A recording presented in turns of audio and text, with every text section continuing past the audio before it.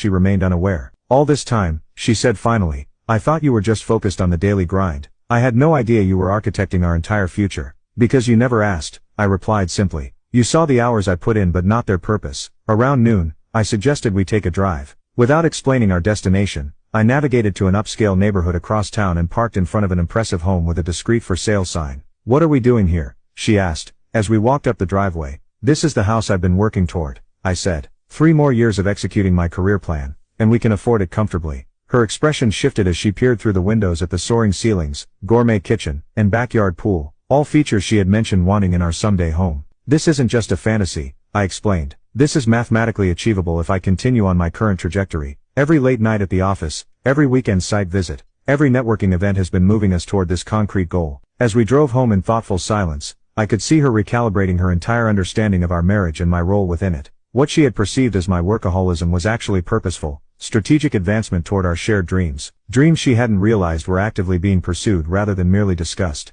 Back home, I prepared a simple lunch while she remained unusually quiet. When we finally sat down to eat, she looked at me with new eyes. I've been wrong about almost everything, haven't I? She asked, softly. You've been seeing only the surface level of our lives, the visible tasks, the hours logged, the immediate friction points, I replied. You missed the architecture beneath it all. Why didn't you make me understand this sooner? I tried, I replied honestly, but you weren't ready to listen. You had a narrative about our contributions and roles that you weren't willing to question. She nodded slowly, accepting this difficult truth. So what happens now after tomorrow when our experiment ends? This was the moment I'd been strategically building toward all week. The conversation that would redefine our relationship going forward. Things can't go back to how they were, I said firmly. This experiment wasn't just about proving a point, it was about creating a foundation for change. What kind of change? She asked, a hint of apprehension in her voice. First, acknowledgement. I need explicit recognition of